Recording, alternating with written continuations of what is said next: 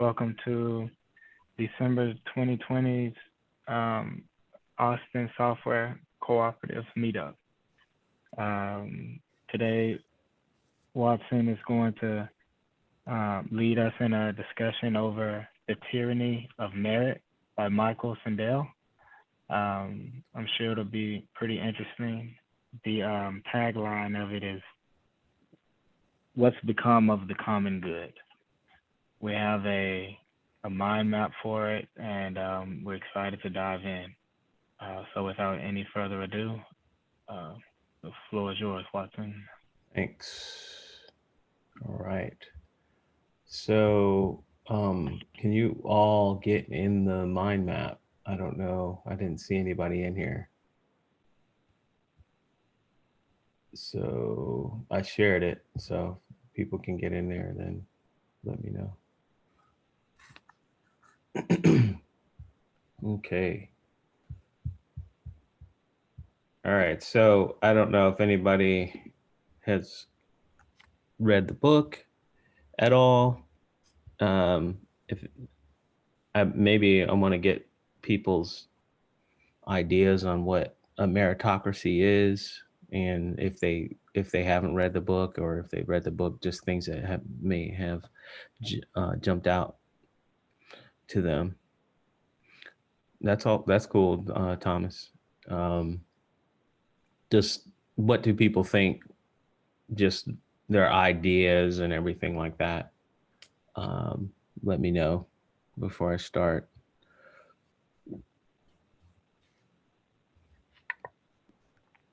Like what if you haven't read the book, what do people think of meritocracies?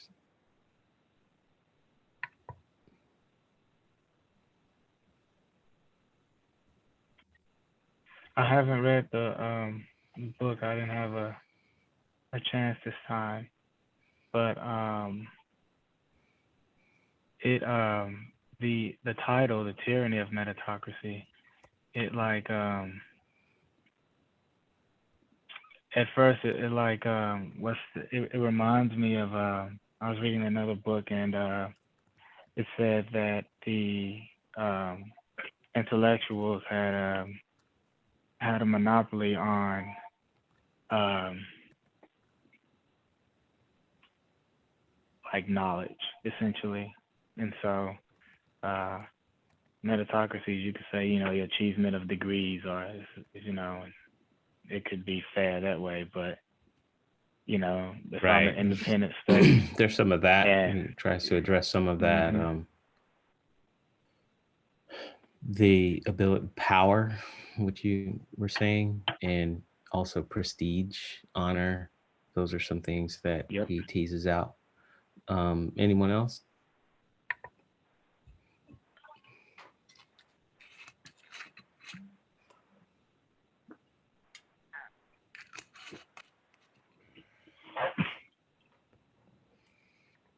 Okay.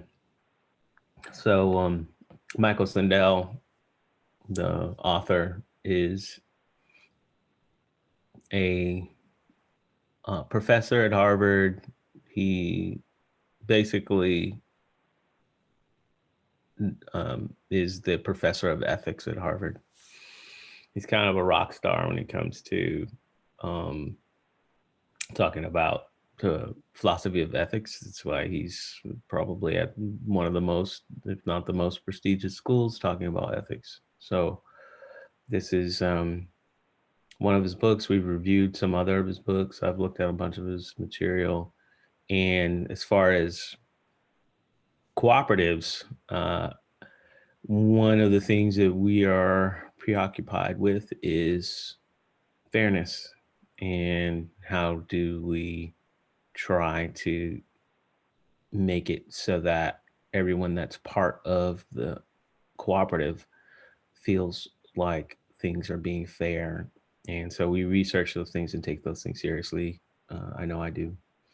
So meritocracy is one of those things within software, and some things that jump out to me within software. Meritocracy was, especially within open source.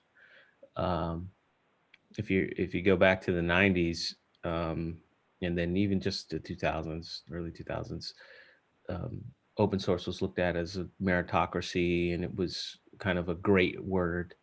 And then um, a couple different events happened. One of them being GitHub, the kind of a fiasco at GitHub, where they would say that they were a meritocracy, and everyone thought that was great. And then there was a kind of a problem with the one of the executives there, and at the same time, people were kind of judging the idea of meritocracy and saying, well, there's a kind of hubris, there's a kind of condescension or a kind of patronizing view that comes when you say, oh, we are a meritocracy. You're kind of overlooking certain things. And that's kind of what some of what this book is about. He talks a lot about, Michael Sandel talks a lot about hubris. The first, I will say, as an overview, the first couple chapters, I was kind of concerned about where he was going. He starts getting into old school. I mean, this is an ethics philosopher, so he starts getting into, and he's really, obviously, the United States, he specializes in Western philosophy. So he starts getting into some of the things that have a big influence on us. So he starts talking about biblical stuff, and I'm like, oh, okay, I don't know about this. But then I started seeing where he was going. He started talking about what's known as the Protestant ethic, which is kind of a thing that has influenced the West, definitely Americans, as far as our view. Most people probably don't realize this, but as far as our view towards work and how hard we work. Um, and you can look at it, even though we look at it through a secular lens now, it didn't start that way. So that's, if anybody did take a look at the book, that's why the first couple chapters are kind of a history. Then he gets into um, kind of, it's hard to resist talking about Trump like everybody else. So, he starts talking about modern events or current events, and the some of the overview, or some of the back and forth between the what is the left and the right in the United States, but also in Europe. And then he starts talking about credentialism. So that's the fourth chapter.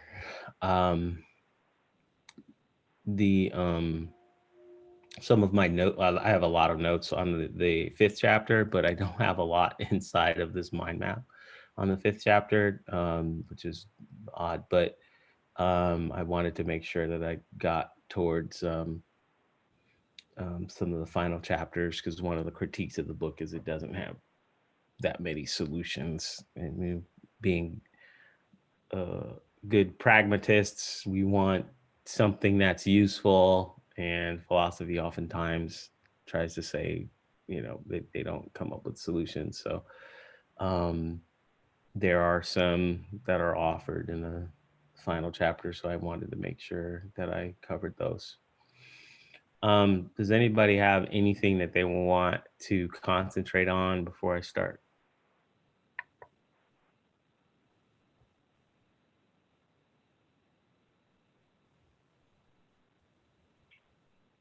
This chapter 5, which we initially even All right, have there, we've got a seems bunch to cover, interesting. and I'm going to try to keep it to um, what, 10, let's say. So like we were saying in the winners or losers, this first chapter, so these first couple chapters, he's going to try to lay the groundwork for some of the, like, an explanation for the current events. And I would say that it's, as far as a book review, and then trying to pull it in, talking about cooperatives and stuff like that, it was kind of slow to me. I like philosophy, so I'm familiar with him, so I was kind of concerned, but I trotted through it. But I now looking back, I understand where he was going. So he kind of pits populism and the way that the, like, say, current election and presidential election and the current political climate in the United States, which we kind of don't get into these things on this channel too much, but how it relates to meritocracy. So trying to make the discussion of meritocracy important.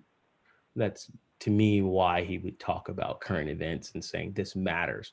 One of the critiques um, of, like, talking about meritocracy, the very first thing that will come out, like, from someone who comes from the United States, the very first critique of, if you talk about meritocracy, someone will say, well, what do you have? What's your solution? What's better?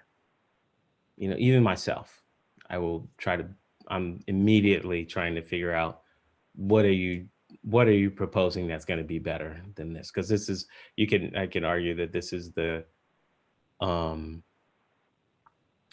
the least bad solution. That's kind of the strategy there. This is the least bad, least worse. So that's really where we're coming, where he's gonna try to argue from. All right, so as far as this concept of winners and losers, I'll just give you an overview.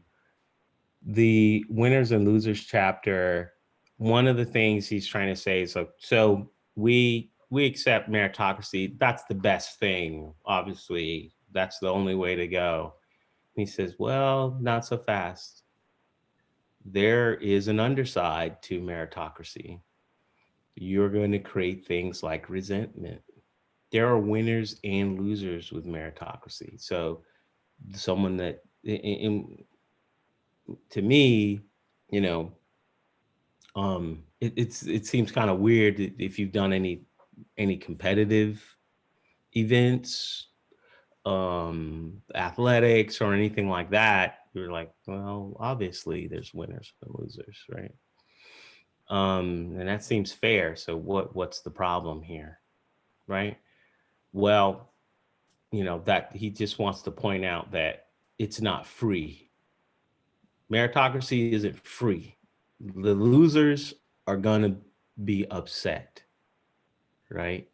And so that's kind of what this chapter is about. It seems odd when you first read it, because if you're coming, like I said, most of people probably on this call or on this channel or whatever, you're going to be like, obviously, there's winners and losers.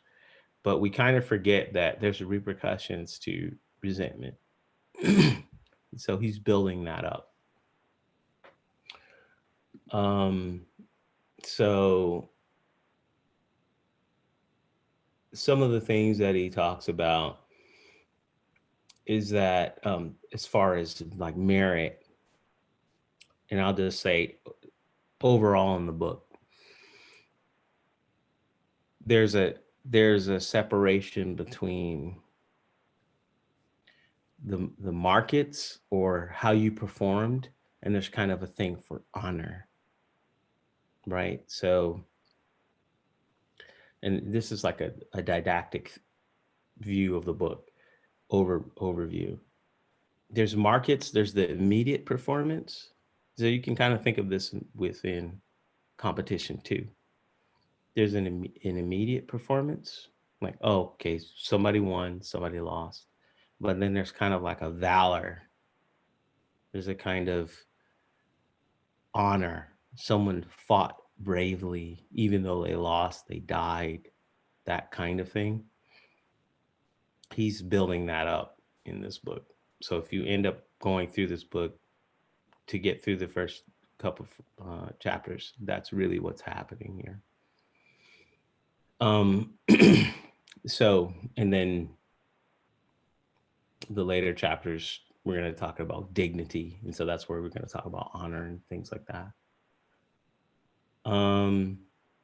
Some of the things that he's going to tease out, let's say here, in the United States. So this winners and losers. So this, when he talks about the rhetoric of rising. So in the United States, we're going to talk about this a bunch more, but in the United States, we kind of feel like the American dream is we've got anyone can make it here and make it big.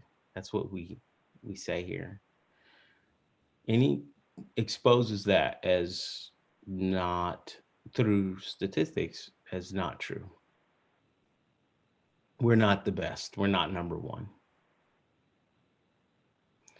So, why is it that we cling to that if we're not number one? It's odd. He doesn't talk about this, but it's odd. We invented the philosophy of pragmatism. William James, Charles Peirce, those are philosophers and psychologists, but they invented that term, and we're very much pragmatists. Like when you say, I do what works, that's very much an American thing. And that mobility thing, like we're saying, oh, we do what our system here, it works. And the way that we're judging it is we have the best mobility. We're number one, this type of thing. It's not true. So how is it, that's a paradox. So how is it that we believe we're number one at mobility and we're not? And we commit to this like pragmatism kind of thing. It's very much a paradox. So you've got ideology coming in, right? So so here's some things. The rhetoric of rising, so rising as in mobility, now rings hollow. In today's economy, it's not easy to rise. Americans born to poor parents. Let me make this a bit bigger. Americans born to poor parents tend to stay poor as adults. Of those born in the bottom fifth of the income scale, only about 1 in 20 will make it to the top fifth. Most will not even rise to the middle class. It is easier to rise from poverty in Canada or Germany or Denmark and other European countries than it is in the United States. Strong statements, fighting words. Let me stop here. Does anybody have any comments so far?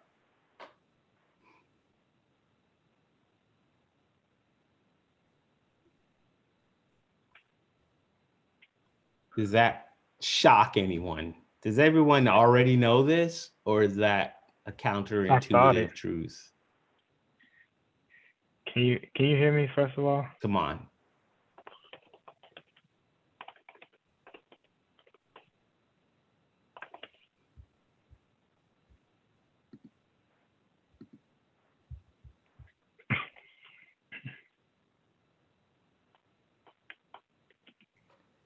I can't hear you guys again. Sorry. Let me switch again. Oh, I switched on. All right, go. Can I hear you? Go again? Maybe. Can you hear us? I hear you. Yeah. I don't know what's happening there. I was just saying, for what it's worth, I didn't know about the other countries, but I thought that was the state of the U.S. But I'm not the best person, though. Yeah.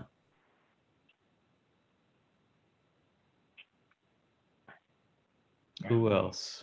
I like that. Oh, I got something for you, Josh. I didn't have it in here, but later in the chapter, and one of the other chapters, this. So as far as mobility, they surveyed scholars and said who has the best mobility, and they thought Americans were like, "Oh, we're the best," and they're like, "Oh, okay." And then the Europeans said, "Oh no, we're not the best," and the Europeans were better, and the Americans are worse. So, just yeah, especially I would surmise. I bet you American economists. But yeah, anyone else?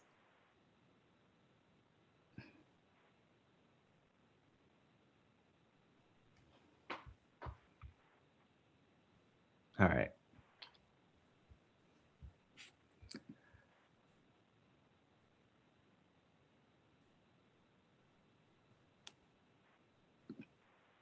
Oh, someone got booted. All right. So let's go here. Meritocratic approach, right? Central to the case for the meritocratic ethic is the idea that we do not deserve to be rewarded or held back based on factors beyond our control. That is a paradox, and we'll tease that out. But is having lacking or certain talents really our own doing? Right? So if not, it's hard to see why those who raise thanks to their talents deserve greater rewards than those who may be equally hardworking but working but less endowed with the gifts a market society happens to prize. Right? So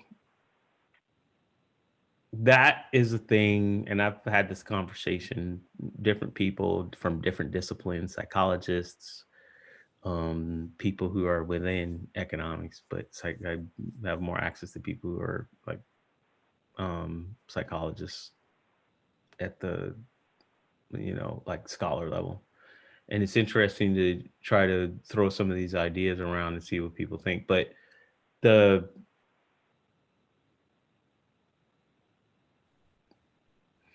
talents, if you were to talk about meritocracy, when someone says, oh, we're going to make a meritocracy and everyone's going to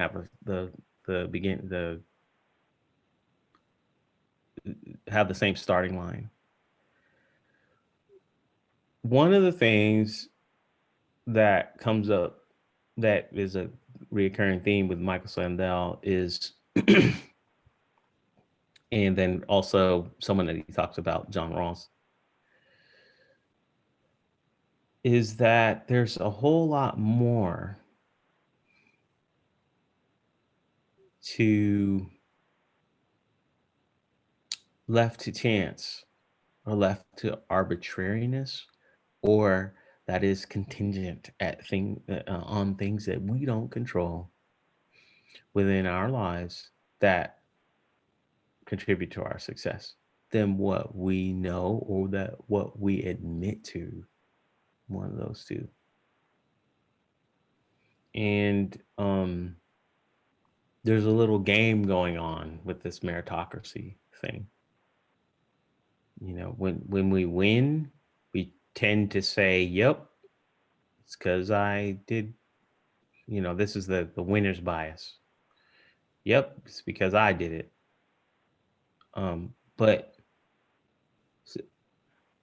when we lose, we can't, sometimes we can be aware of it. Sometimes we agree with it. Sometimes the losers are like, yeah, it's because it's my fault.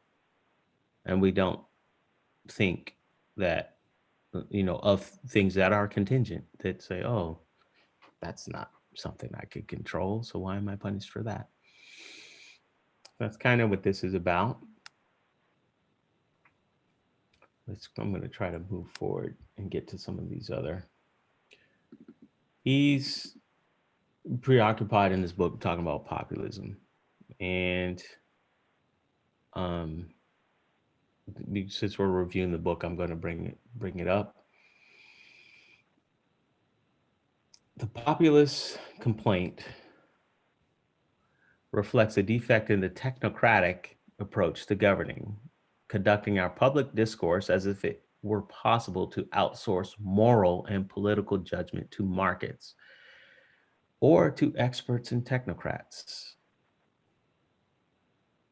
and saying that that it has a empty democratic argument of meaning and purpose.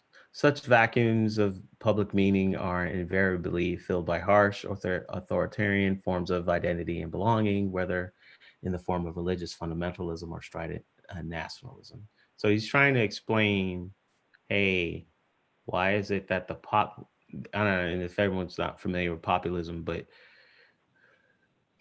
trying to explain why, say, the Trump supporters, right? Some people will be like, oh, they're dumb or something like that, or they're just racist.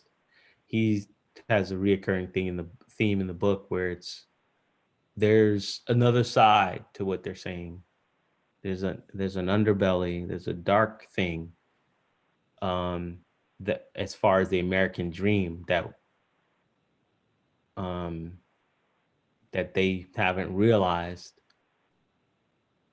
that we should pay attention to, and it has to do with meritocracy. And so he gets onto that, and hopefully we make it to that.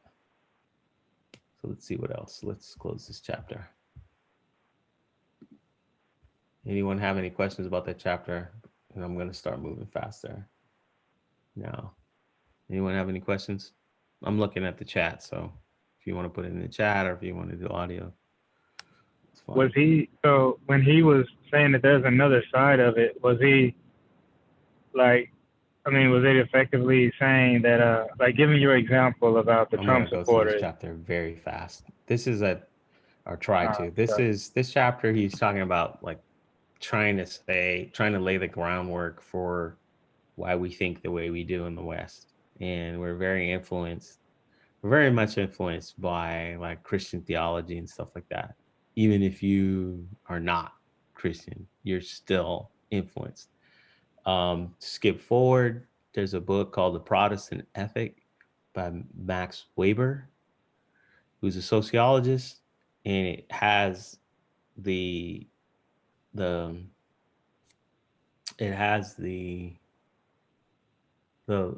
argument, a very popular argument, how the idea or the concept that you might have in your mind that if you work hard, you'll be fine. That saying in all of its different modes. If you work hard, you'll be fine. If you work hard, you'll win. Those types of things. That is called the Protestant ethic within sociology, within philosophy, and other things. It's kind of an ideology. This chapter is about the underpinnings of that, right? So we didn't, in the West, we didn't always think that way. We used to think that things are more arbitrary, and when we fail, it's not our fault, and so it's not on us, right? If you're born, there's the concept of your lot in life, where you were born, how you were born. You're not born to a king, you're not born to nobility. Well, that's the cards you were dealt. So it's not your fault. And there's a kind of relief in that, so you don't have to judge yourself. Some of that is lost in our society, and that's a big part of the book. And I would say some people critique the book and saying, yeah, that's just making an excuse for people who fail, right? That's the old way of thinking. But it's not. From my things and how what he's saying is it's not free. All right, so let's see here. So like I was saying, Max Weber,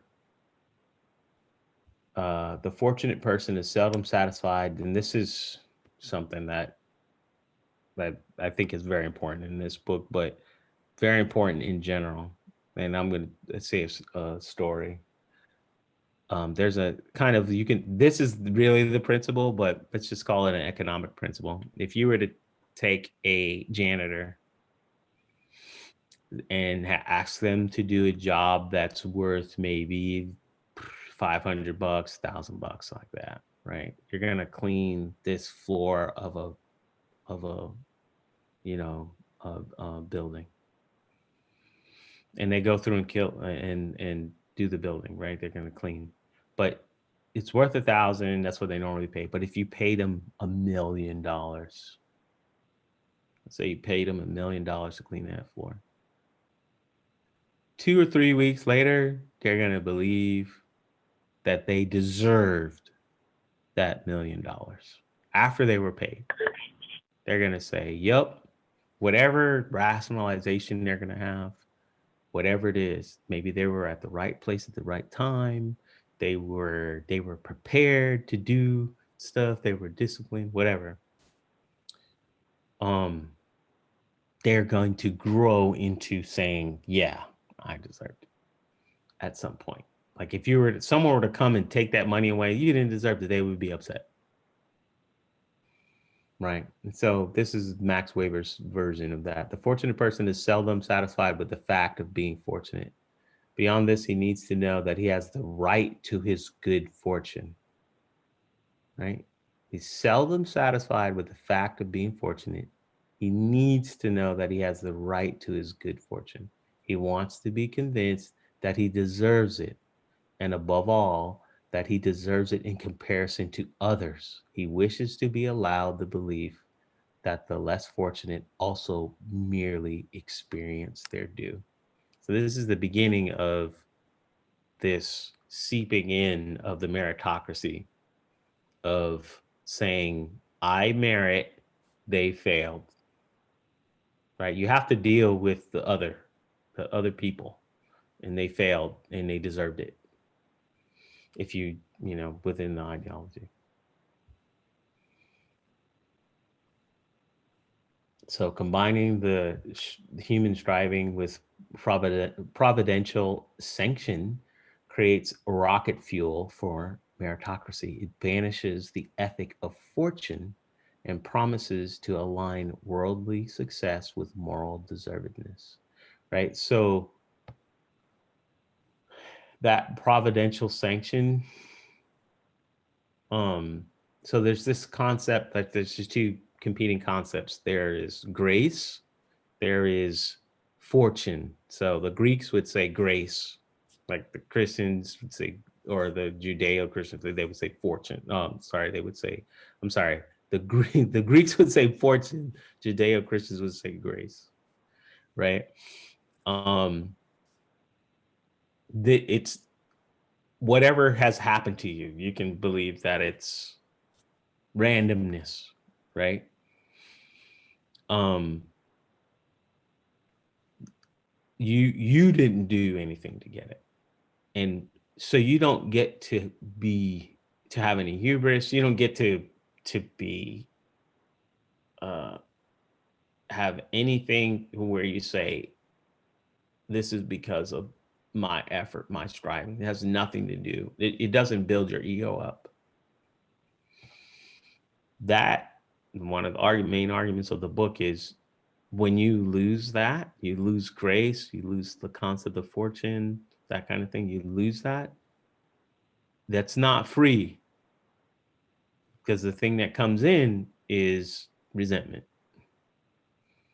right? So that's what you're getting when you do meritocracy, right? And he's going to tie it in to talking about work. And so let's try to get there. 7:48. Anybody have any questions about this chapter?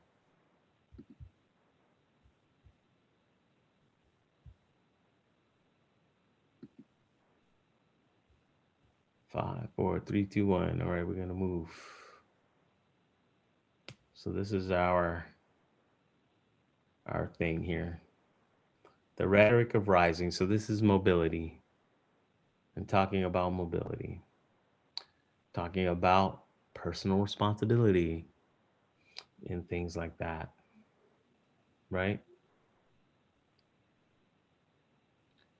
So he does I say, a good job of tracing the history of the language he uses, say, presidential speeches, and he uses word counts to say, okay, at this point in time, in the 50s, in the 60s, in the 70s, in the 80s, in the 90s, 2000s, this is how much we cared about this. So he'll say, how much did we talk about mobility, or how much did we talk about using the word deserve, those, so on and so forth, right? He does a lot of that in the book. This time he's talking about um, the Rhetoric of Rising, right? So market triumphalism in the 80s prompted the articulation of a third meritocratic rationale. Provided they operate within a fair system of equal opportunity, markets give people what they deserve. So this is talking about what they deserve, right? So an argument is that markets actually don't give people what they deserve. And he's going to talk a little bit more about that later. But we started accepting that. The meritocratic ethic was implicit at times in free market conservatism of Thatcher, Margaret Thatcher, and Ronald Reagan, but it came to its fullest articulation in the politics of the center left figures that succeeded them. Right. So he's talking about Bill Clinton. Right. So saying essentially, if you work hard, keep your nose clean, you'll be fine, you will succeed, that type of thing, in the greatest society in the history of the earth, that kind of thing. Um, then you've got the other side of that responsibility. So this the overview of that. This is kind of um, the way of reconciling. Well, why is someone else not making, right? So your guilt, or whatever. Like um, why is someone else not doing well? And it's like, oh, they they weren't. It's personal responsibility, right? So since the 1980s, debate about the welfare state have been less about solidarity than about the extent to which the disadvantaged are responsible for their own misfortune. Some assert more demanding notions of personal responsibility, others more restrictive ones. Expansive conceptions of personal responsibility are a clue that meritocratic assumptions are in play. The more thoroughgoing our responsibility for our fate, the more merit, praise, or blame for the way our lives turn out. Right? So you've got a little way to measure your meritocracy. If when people start saying responsibility and stuff like that, then you know that that's in play. And then this is some of the repercussions of that: populism backlash. Right. Uh, so this is just his, like I said, throughout the common theme of the book, he's talking about some of the things that the Trump supporters trying to say using um, uh, different surveys of the Trump supporters, and then how their view of the liberals' rhetoric. So of meritocracy, some of the things were pretty interesting to me, that I wouldn't have kind of known. Uh, but as far as for cooperatives, I don't know how useful it is, but I would recommend go through. Can you make it if you try? This is interesting. So these are counterintuitive truths. Americans, more than most, adhere to the belief that hard work brings success. Our destiny is in our hands. According to global public opinion surveys, most Americans, 77%, believe that people can succeed if they work hard. Only half of Germans do. And in France and Japan, majorities say hard work is no guarantee of success. Like, this is being in the United States. This is like how do you think this? Well, why would you not be in a rage, uproar? But this is some of the things that are the critique of how we think. There's less economic mobility in the United States than in many other countries. Economic advantages and disadvantages carry over from one generation to the next more frequently in the United States than in Japan. Sorry, Germany, Spain, Japan, Australia, Sweden, Canada, Finland, Norway, and Denmark. So that has some repercussions, right? Economic advantages and disadvantages carry over from one generation to the next more here. So that's not something you can control. So it's not merit, but we think we are more meritorious here. That's the American dream. So you got your paradox. Danish and Canadian children are far more likely to rise from poverty to affluence than the United States. By these measures, the American dream is alive and well and living in Copenhagen. Hilarious, right? And in the United States and the UK, nearly half the economic advantage of high earning parents is passed on to their children. That is more than twice the earnings advantage that children inherit in Canada, Finland, Norway, and Denmark. So basically, if you're born to some rich parents or high earning parents, you're going to be, being born on third base basically more often in the United States. But if we're supposed to be the meritocracy, then that should be a counterintuitive truth. Anybody have any questions there? Let's hurry up. And Josh, can you say something? Because maybe my audio is gone again. I can hear you all right. I'm gonna switch back. Okay, can you say something? Yeah, I can still hear you fine. All right, now I just heard you. Might have been off. All right. What do we do? Rhetoric of Rising. Let's get into credentialism. This whole chapter is talking about the way it's building up into this, what he calls the sorting machine. So credentialism, it's saying, so he's saying, just the title says it all, the last acceptable prejudice. Again, at least in the United States, if you're going to talk about this, some of this stuff will be like, and it's basically when you're reading any philosophy, you're kind of like, obviously, why am I reading this? It's obviously true. What is this person talking about? And then you'll flip flop and say, well, what's your solution? But the middle ground is analyzing your presuppositions. That's what philosophy is about. He's a philosopher, right? So he's going to try to get you to analyze why you think credentialism is a perfectly fine reason to prejudge someone. As credentialism, as in you got a degree or you don't got a degree and all that stuff. People in the United States are like, oh yeah, they're uneducated. And that's a fine statement to say here. Like, oh, what do you expect? They're uneducated. Or this person is whatever. What do you expect? That kind of thing. But if you were to say for that any other group, it would be, a problem. It would be politically incorrect. So, that kind of thing. Even in close circles, it would be politically incorrect. So, all right. So here's some stark, I don't know if this is obvious to people or not. Only 1 in 3 American adults has graduated from a 4-year college. So that right there lets you know if you're going to say, oh, this is a lower class of person, that's how many people you're talking about when you're talking about Americans. You've got some, it's probably, I don't know what the same, he didn't talk too much about, I don't know about Europe, but it's probably not so much different. We'll see.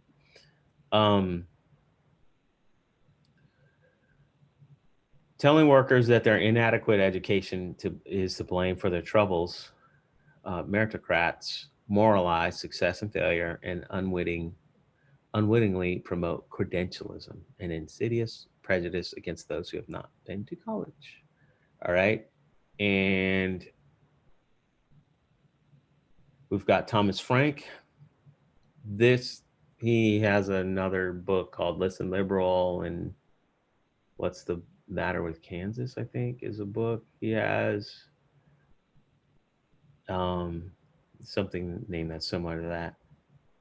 And I think he's got some very interesting counterintuitive truths. So Frank argued that all education taught distracted Democrats from thinking clearly about policies that led to inequality, noting that productivity rose in the 1980s and 1990s, but wages did not. He doubted that inequality was due mainly to a failure of education. The real problem was one of the inadequate worker power, not inadequate worker smarts. The people who produced were losing their ability to demand a share in what they made.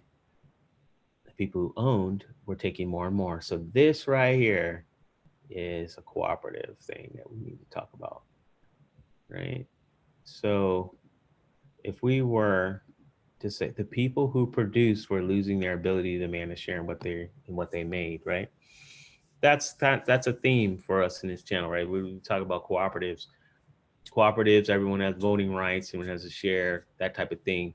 And then to reiterate some things we say, exploitation is when people work, create a widget, and the cost of the widget to make it is $4.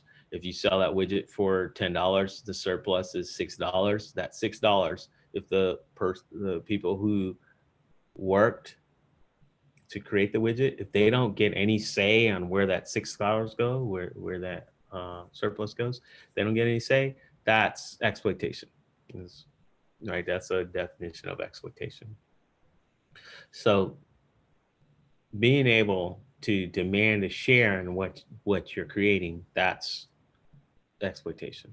That right? And I would challenge anyone that's kind of thinking that, well, I don't know about that as being exploitation. What is the definition of exploitation? That's not stealing. Why would you not use the word stealing instead of exploitation? Does it have a different meaning or is it the same? So, something illegal, right? So exploitation would be like a legal thing and stealing would be something illegal. All right. So, we talked about that. Let's see here. We've got a diploma divide. We've got elites looking down. Let's move on because it's 8. Anybody have any questions? Let's see here. Listen liberal, let's say. Oh yeah, that's what you're talking about, Josh. Sure. Success ethics. Somebody said that they were interested in 5, and this is like more the chapter I was interested in. I only got 2 things. So you got free market liberalism, where you got Friedrich Hayek, and then you've got welfare state liberalism, or you can call it egalitarian liberalism, and that's John Rawls. We've got a video. I don't know if Josh, if you can maybe grab it, but there's a video on John Rawls that we have on the channel that we made. It's like our most popular video, like a 5-minute or 2-minute video actually. But these two titans of Hayek's an economist. John Rawls is a political philosopher, but they both are talking about the same thing, and they're kind of polar opposites, right? So let's do John Rawls. Free market liberalism, perhaps the most influential case for free market liberalism in the 20th century, is advanced Friedrich Hayek, Austrian-born economist, philosopher. He's the inspiration for Margaret Thatcher, right? So that's Britain, right? And other proponents of laissez-faire capitalism. Hayek opposed government efforts to reduce economic inequality and argued against progressive taxation and viewed the welfare state as antithetical to freedom, right? So this laissez-faire capitalism and Austrian, if you're not familiar with economics, the Austrian school, they call it, that's the most hardcore. They're the ones that say monopolies are created by the government. They're not created by companies, right? That kind of thing. Like they are the most hardcore. That's laissez-faire capitalism, right? Let the markets do whatever, no matter what happens. There's no. They also say no. There's no such thing as a monopoly, like as a natural monopoly that would happen. If there was no government, there would be no monopolies. That's Austrian economics. Hayek is kind of the god over there. Now, welfare state liberalism, which is interesting because welfare state is just like negative connotation for Americans because so much of the influence of like a Hayek. Or egalitarian liberalism finds its fullest philosophical expression in the work of John Rawls, the noted 20th century American political philosopher. In his classic work, A Theory of Justice, Rawls argues that even a system of fair equality of opportunity, one that fully compensated for the effects of class differences, would not make for a just society. The reason, if people competed on a truly level playing field, the winners would be those endowed, right, with the greatest talent. But differences of talent are as morally arbitrary as differences of class. So he's really what John Rawls teases out is you thought it was the same starting line, but it's not. I mean, you thought you really don't think of things like being the firstborn. There's all types of research that being the firstborn of a bunch of kids, you're the oldest, that's an advantage. You get all types of leadership capabilities, you get a harder work ethic and all that. And that was, you didn't earn that. It was given to you. You just so happened to be the firstborn. Lots of things like being born in a market society. I'm sorry, not market society, but being born in a society that if you have capabilities of being social, you know, it, natural talents of being social, and you're born in a litigious society where there's lots of lawsuits happening, right? And you are a lawyer for these types of things. You got matched up by chance. If you were born in a hunter-gatherer society, you would fail. Like you would, that wouldn't be a big advantage. And being the types of attributes for being in born in a hunter-gatherer society, your natural talents, they wouldn't be that great in a litigious society. So those are things that are basically a lottery of the environment you're born into, right? And so those are things that people don't think about. And so a lot of what John Rawls is preoccupied with is to try to get people to think about those presuppositions you have of society and arbitrariness. And he uses a term moral, the principle of moral non-arbitrariness. Yeah, you should get what you deserve as long as what was that's distributed to you it's not arbitrary, right? And you're like, yeah, that's fair. That's meritocracy. That's meritorious. Oh, but you and then he hits you with, you didn't realize that there's a whole lot that you didn't realize is arbitrary, like when you were born, what society you were born into with your with your talents, like your talent itself, it's arbitrary as well, random, lots of things, and he talks about a bunch of those things. And so he starts to pick away at that starting line. So that's these two fighting each other and picking away at what, and that's against the argument of talking about meritocracy. And then what is it, 808? Let's try to get through this. This is the solution point. So who all has anything to say so far?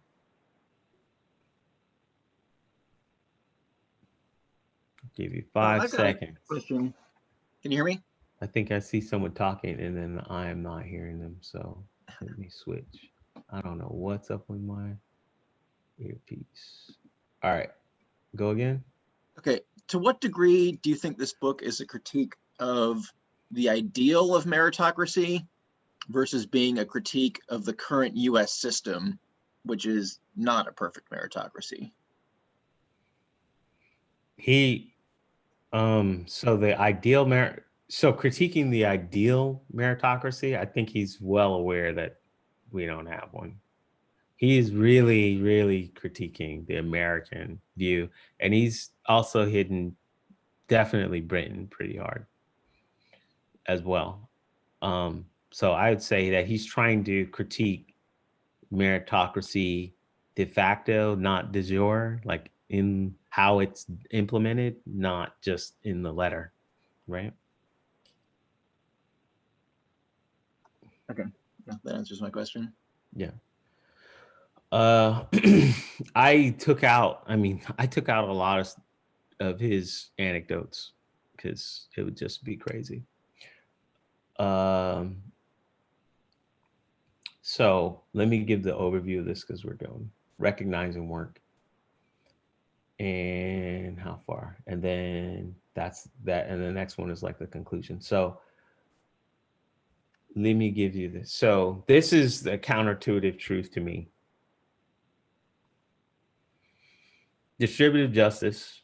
So how you've got what someone worked for, what the group worked for, or whatever, and how you distribute it. Focusing on that, saying that's okay. As long as that's distributed fairly, you're good. He says, nope, that's not all of it. You've got to do contributive justice. You've got to say, you've got to give, and there's just, it's, to tease out this word, honor, dignity for what people contribute, how they contribute. That also needs to be accounted for. And meritocracy, and then what you call a market society, it doesn't account for that. And we've crowded that out, right? So we've got